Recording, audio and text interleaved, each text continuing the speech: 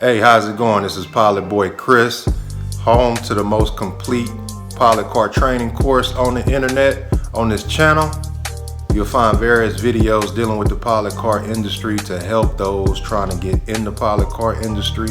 So if that's what you're looking for, then tune in and let's go. Today's topic is an unfortunate one, but I'd be doing y'all a disservice if I didn't touch on it. It's the dirty side of the pilot car industry. I think that every industry has a dirty side, just some are dirtier than others. And here in the pilot car industry, their dirty side can get extremely dirty. So let's talk about it. So I've touched on before how this industry isn't regulated like others, and there's no drug testing, there's no background checks. The barrier entry is very, very low. There's no DOT stipulations, no authority numbers needed.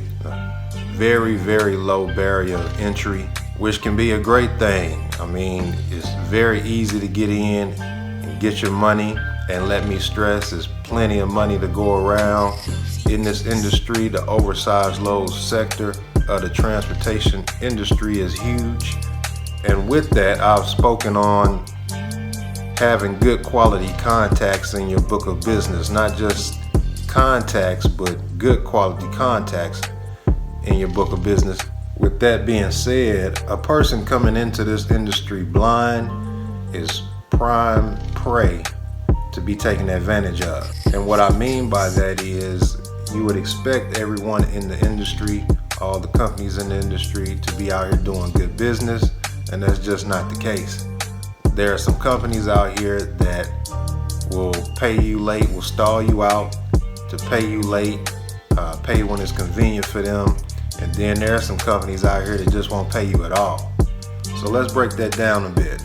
So out here, when you catch a load, you have to front the money for everything and invoice on the back end. So for instance, when you get a load, you gotta fuel up and put fuel in your vehicle to complete the load. You gotta eat while you're out there, and which is cool, that comes with the game. But you also have to front the money for these hotel costs on these trips. So if you got a 2, 3, 4 day night run, you're paying 2, 3, 4 nights worth of hotel expenses while you're on that run. Now once that run is over with, you go ahead and invoice for those hotels, the hotel fees, not exactly what you paid, but whatever you guys agreed on. I kind of touched on that in another video before. So the going rate, $60 a night, $65 a night, whatever the case may be, that you and that company agreed upon. You invoice for that amount, and you invoice for to be compensated for the miles that you did on that trip. Some companies that will tell you that, hey, we pay 1 day after you drop the load, or 1 day after they receive the invoice rather. 1 day after the invoice, we pay in 3 days. Some will say we pay in 7 days, 14 days, 30 days, whatever the case may be.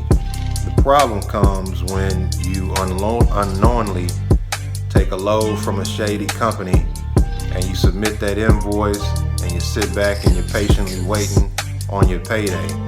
Agreed upon payday comes and you realize that check or that deposit has not been made, and so you get on the phone to call the company and follow up and see what's going on, and all of a sudden they're not answering the phone no more. This happens out here.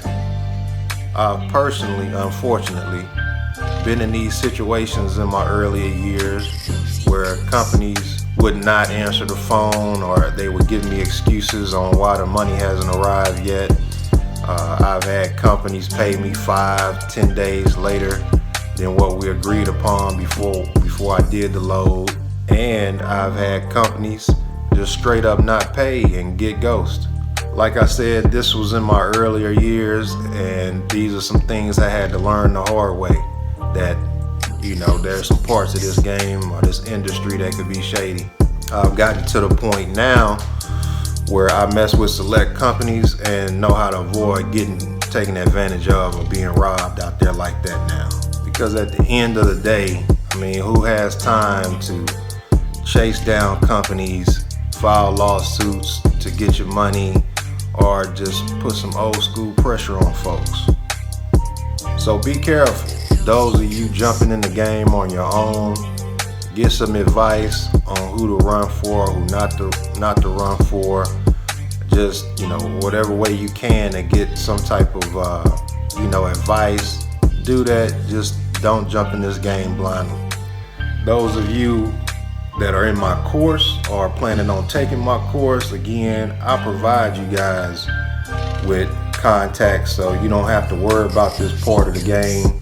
These are all contacts that I've personally done business with, or I know drivers that I have done business with them. So these are good quality contacts, proven. So this is something that you don't have to worry about. I've suffered for us already, so y'all don't have to suffer and experience that struggle, that piece of the struggle there. And with getting me as an ongoing mentor after the course is taken, even if you do come across a company, say you take a load from a company that's not on the contact list, this is something that you just came across yourself, pick up the phone, give me a call, and I can tell you what I know about that company, if I've heard about them, what I know about them, etc. So, like I say, this is something that you guys don't have to worry about for those of you that have taken the course or that are planning on taking the course. But again, for those of you guys that are about to jump in this game on your own, just be cautious. My advice is just to be cautious. This is just an unfortunate part of this game and this industry. As a whole, this is a great industry to be in. The freedom is great. The earning potential is great. The work is a breeze. Like I said before, the barrier of entry is extremely low, and the headaches are far and in between. I have no regrets of getting in this industry. I love it.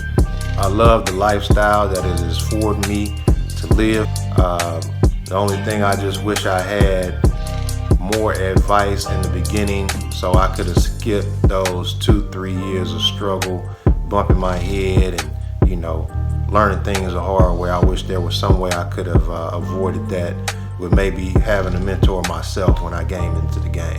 Hopefully you got some good information today. If you did, go ahead and press that like button. Subscribe if this is the type of information that you want to tune into on a regular. I drop videos here on a regular to try to keep the people informed that's trying to get into the pilot car industry. If you have any questions about the pilot car course, or you want to enroll in the pilot car course, or if you would like to schedule a personal call with me to discuss further, go to www.pilotboy.life. Put your information in there. I can reach out to you from there. You also get informative emails from signing up there, and as well, you have access to enrolling in the course from there as well. Other than that, go ahead and drop it in the comments and let me know what has you interested in the pilot car industry, what stage you're at. Some of you guys are already certified that I've talked to, some of you haven't. Just let me know where you're at, what city or state you're coming from.